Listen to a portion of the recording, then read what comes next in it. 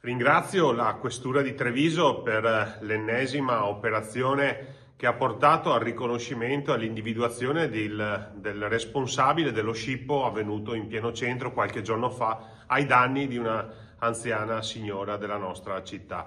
Il protagonista è un ragazzo di 14 anni che si era già reso protagonista di altri episodi anche di resistenza pubblico ufficiale. Solo una cosa io mi auguro adesso, che ci sia il modo per far pagare la giusta pena a questo ragazzo. Certamente ha 14 anni e quindi lo vogliamo recuperare, è altrettanto vero che ogni azione porta con sé delle responsabilità ed è giusto che paghi sia lui che la sua famiglia. Nel frattempo fatemi portare ancora una volta la solidarietà e la vicinanza alla signora. Ringrazio in questo caso la Questura di Treviso, in generale le forze dell'ordine, compresa la nostra polizia locale, che grazie anche al supporto delle videocamere di sorveglianza della nostra città riescono a svolgere un lavoro importante sia di prevenzione che di individuazione dei responsabili qualora i fatti succedano.